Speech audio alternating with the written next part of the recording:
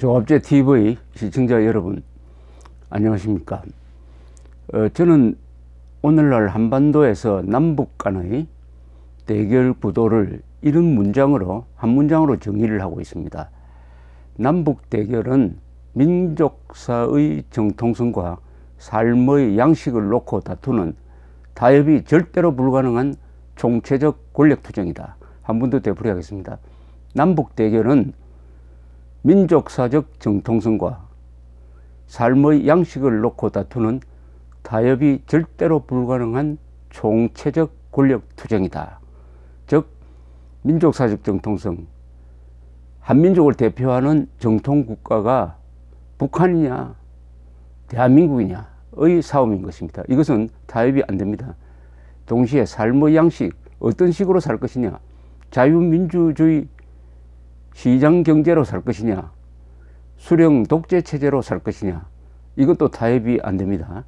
그러니까 이 싸움은 반드시 한쪽이 이겨야 되는 것이지, 중간에 어중간하게 두루 섞어 가지고 연방을 한다든지 연합을 한다든지 혼합을 한다는 식으로는 절대로 안 된다. 통일은 흡수 통일일 수밖에 없다 하는 것이 오늘날 한반도의 엄중한 현실이라는 것은 동의하실 것이라고 생각을 합니다.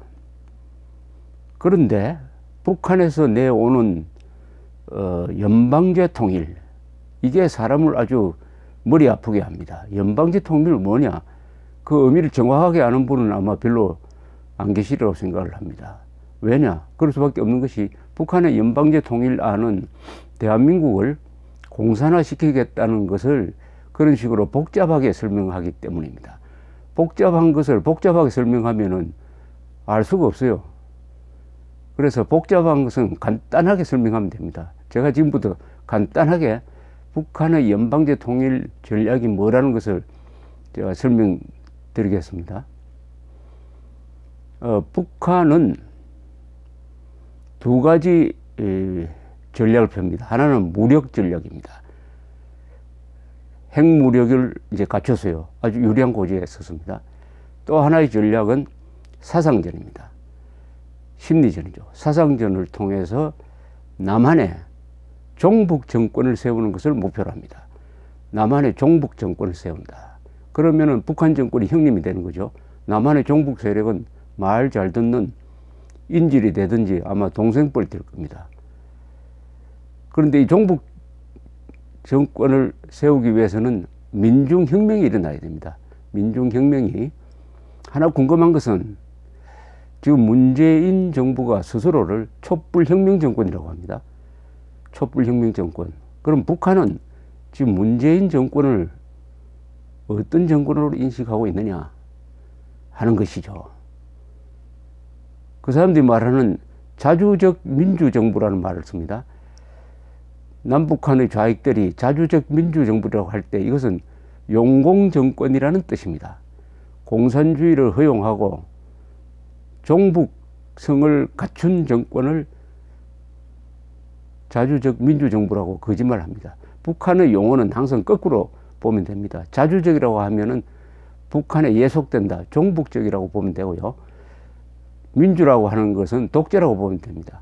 종북 독재적 정권을 북한은 자주적 민주정부라고 이렇게 완전히 뒤집어서 선전을 합니다. 자, 이렇게 되는데 장애 요인이 하나 있습니다. 그렇게 남한의 종북 정권, 이른바 자주적 민주정부를 세우는데 하나의 장애 요인이 있어요. 방해물이 있습니다. 그것이 국가보안법입니다. 대한민국의 안전을 유지하는 두 가지 기구가 하나 있어요. 하나는 국군입니다. 국군. 그것은 무력 침공에 대응하는 조직입니다. 또 하나는 국가보안법입니다. 이 국가보안법을 집행하는 기구가 있어요. 그게 국가정보원입니다. 즉 하나는 무력 침공을 저지하고 다른 하나는 사상 침공을, 사상전을 이른에 맞서는 것입니다. 국정원은 사상전을 막고 국방부는 무력 침공을 막는 조직입니다. 그런데 지금 눈여겨볼 것은 문재인 정부 들어서고 나서 국방부, 국정원이 심하게 흔들리고 있습니다. 심하게, 특히 상층부가 흔들리고 있습니다. 이렇게 되면은 무력 침공에 대응하는 능력이 약해지고 동시에 사상전에 대응하는 국정원의 능력이 약해지면은 대한민국의 종북 정권이 들어설 가능성이 훨씬 높아지는 것이죠. 이렇게 해서 말 잘 듣는 종북 정권을 세워놓고 그 종북 정권과 형님이 되는 북한 정권이 합치는 거죠. 그것을 연방제라는 고리로서 합치되 그것은 결국은 북한에 흡수되는 길로 나아가는 것이죠. 낮은 단계에서 높은 단계로 나아가는 거죠. 낮은 단계는 그냥 연방제를 통해서 상하 관계로 만들고 북한 노동당 정권이 형님, 남쪽에 종북 정권이 동생, 그러다가 서서히 북한으로 흡수되는, 그게 높은 단계로 나아가는 거죠. 낮은 단계 연방제는 반드시 높은 단계로 나가는데 높은 단계는 완전한 공산화를 의미하는 것입니다. 놀랍게도 문재인 대통령은 대통령 되기 전에 공개적으로 자신은 국가연합 또는 낮은 단계 연방제 통일을 지지한다고 했습니다. 이 둘 다 명백한 헌법 위반입니다.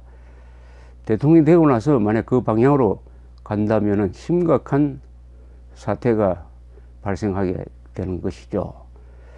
그러니까 국가보안법이 무너지면, 무력화되면은 북한의 사상전이 자유로워지고 그것은 남한에서 국민들을 속이고 특히 지식인들을 속이고 검사 판사들을 속이고 해가지고 선거를 통해서 남한에 종북 정권이 들어설 수 있는 길을 활짝 열어놓거나 이미 들어선 정권이 종북화되는 것을 막을 수 없는 그런 상황을 만들어내는 거죠. 국가보안법이 사라지거나 국가보안법이 있어도 사문화가 되어버리면은. 그런데 이 국가보안법을 해석하고 그리고 국가보안법에 의해서 판결을 내리고 하는 이 역할을 하는 게 바로 판사입니다. 판사들이 최근에 어떤 판결을 내리느냐 하는 것을 유심히 살펴보면은 아주 소름 끼치는 상황이 지금 벌어지고 있습니다. 우선 간첩들에 대한 인권 보장을 너무 심하게 하는 바람에 간첩 수사가 제대로 되지 않고 간첩을 잡아도 유죄를 받도록 하는 것이 거의 어렵습니다. 불가능은 아니지만은 초인적인 노력이 필요합니다. 일반 형사범보다 간첩의 인권을 판사가 더 극진하게 보장해주는 분위기가 지속되고 있습니다. 그리고 간첩을 변호하는 변호인들이 너무나 많고 아주 지독하게 합니다. 그러니까 간첩 수사가 거의 불가능하다면 좀 어폐가 있지만 매우 어렵게 되어 있습니다. 동시에 간첩은 아니지만은 북한의 주장을 따라가는 단체, 북한의 주장 중에 세 개가 아주 핵심입니다. 주한미군 철수, 그건 한미동맹 해체를 의미합니다. 국가보안법 폐지, 그리고 연방제 통일. 요 세 주장을 하는 단체는 누가 봐도 이건 종북단체라고 봐야 되고 이적단체라고 봐야 되는데 그런 단체를 향해서 종북이다, 이적이다고 하면은 그쪽에서 고소를 합니다. 고소하고 민형사로 고소를 합니다. 그런데 재판에 넘어가면은 그런 북한의 주장과 똑같은 주장을 하고 행동하는 단체를 종북이라고 했다, 이적이라고 불렀다고 해가지고 벌을 줍니다. 형사 사건에서도 뭐 벌금이 나온다든지 아니면은 민사소송에서 배상금을 무는 판결이 나온다든지 해가지고 지고 있습니다. 그러니까 종북적 행태를 보이는 단체를 종북이라고 부르면은 재판에서 지고 있어요. 이런 지금 판결을 내리는 분위기가 이 정착되어 가고 있습니다. 고착되어 가고 있어요. 심지어 북한식 사회주의를 지향한다고 해가지고 헌법 위반이라고 해가지고 해산된 통합진보당의 요인을 종북 인사라고 했다고 해가지고 재판에서 졌습니다. 자, 이것은 뭐냐 하면은 불이 났는데 불이야라고 해야 불을 끌 수가 있습니다. 그러니까 종북은 반국가단체니까, 반국가단체를 추종하는 세력이니까 한국 사회에서 반드시 응징해야 할 단체입니다. 그런데 종북을 종북이라고 해야 사람들이 경계심을 가집니다. 종북을 종북이라고 하지 않고 이렇게 길게 설명해야 된다는 이야기죠. 저 국가보안법 폐지를 주장을 하고 한미동맹 해체를 주장하고 사전단계 연방제를 주장하는 단체, 이렇게 하면은 명예훼손이 안 될 겁니다. 딱 줄여가지고 종북이라고 해야 될 텐데, 종북 또는 이적이라고 해야 될 텐데, 그렇게 부르면은 그게 죄다, 이런 판결이 내려지고 있습니다. 물론 이게 대법원에 가서 대법원까지 올라가 있는데 2심까지는 그런 판결이 유지되고 있어요.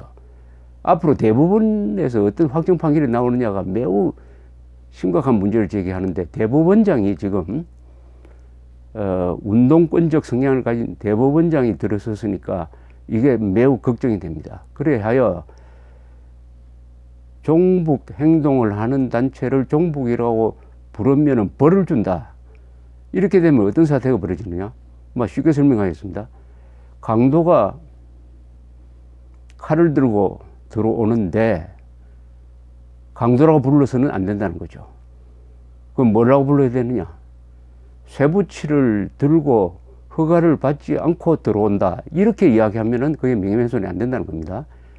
그걸 줄여가지고 강도가 들어옵니다 라고 경찰에 신고를 해야 경찰이 출동할 텐데, 경찰에 전화를 걸어가지고 허가를 받지 않고 쇠붙이를 든 분이 지금 담을 넘고 있습니다 라고 신고하면 그 출동하겠습니까?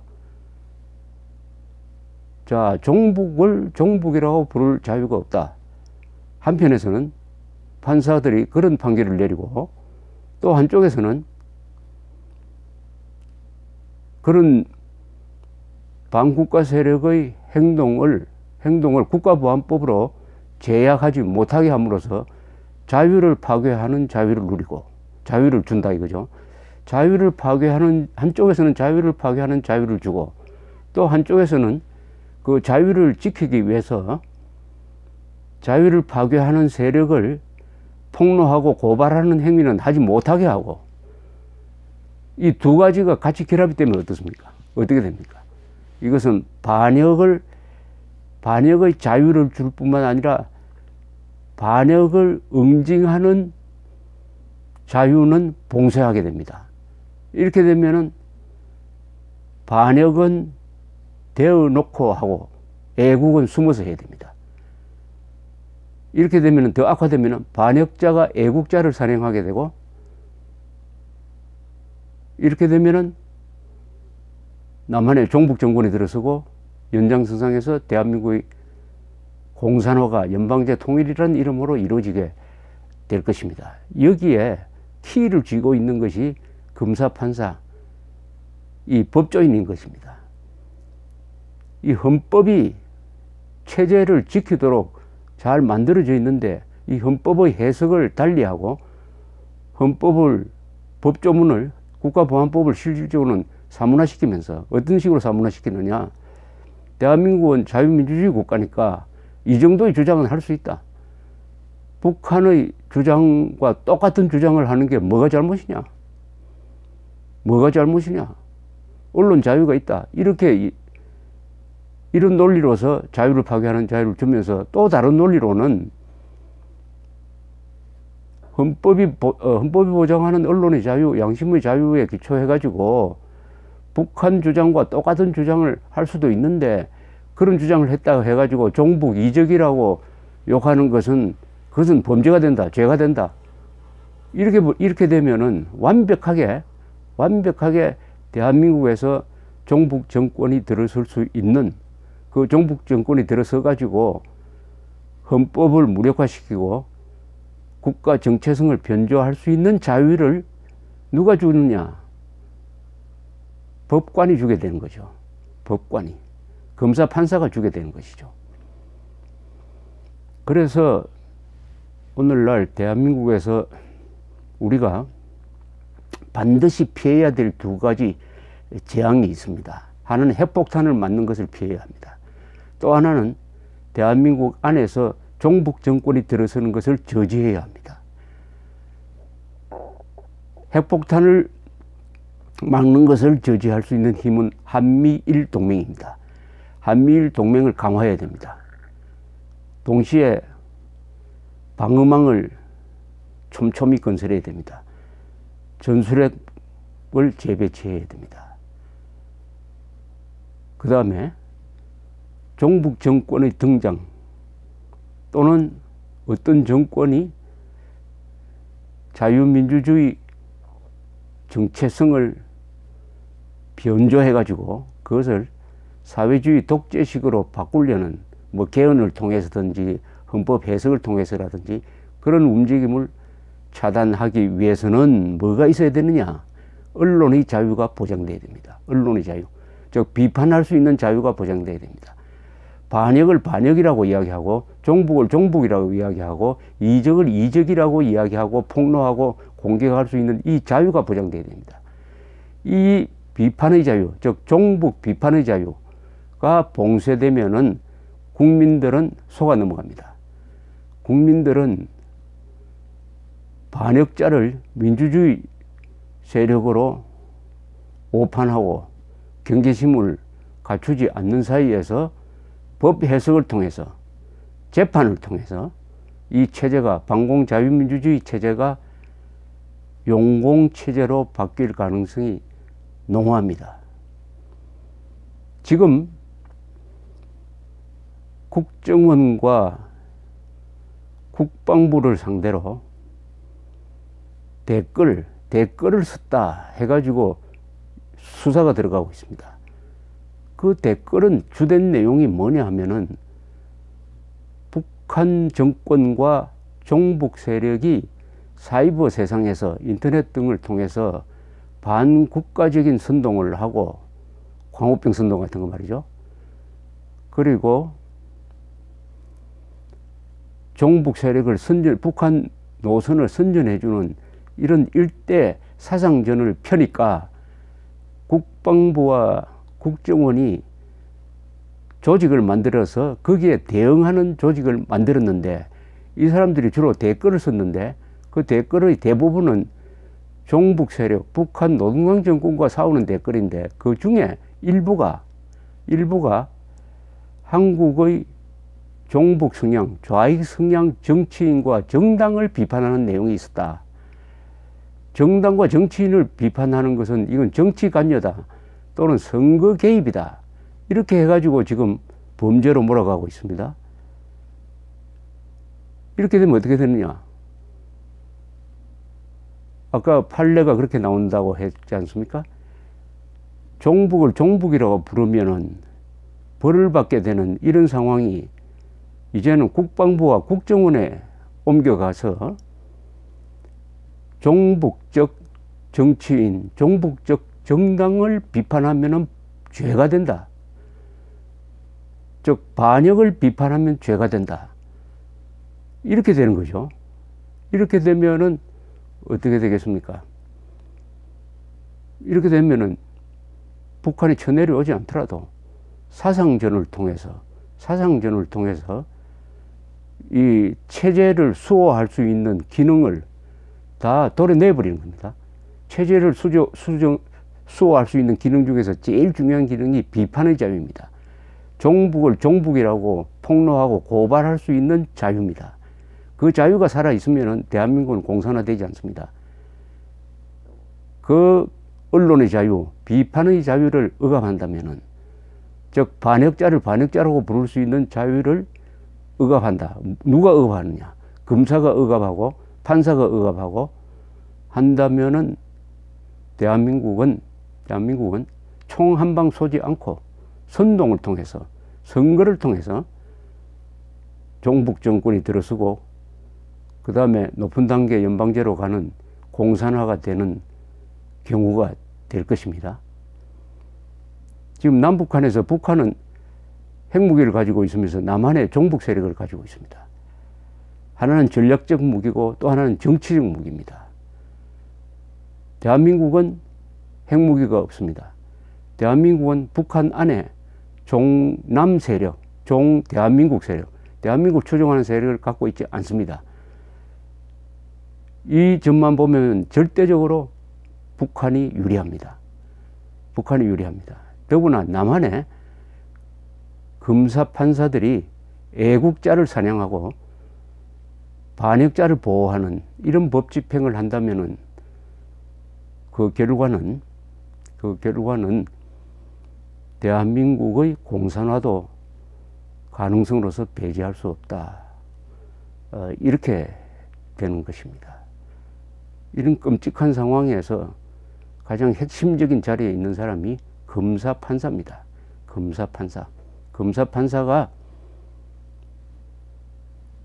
공산주의자들, 종북 세력을 비판할 자유를 말살하고 비판하는 것을 죄로 단죄하기 시작한다면은 불이 났는데 불이야라고 소리치면은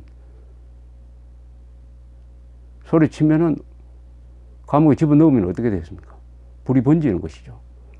그러니까 불이 나도 소방차를 부르지 못하게 하고 강도가 와서 들어왔는데도 경찰을 부르지 못하게 하는 그런 역할을 검사 판사가 한다면은 그 비슷한 일을 이미 하고 있는 것 같은데 한다면은 대한민국의 공산화는 막을 수 없다. 왜냐?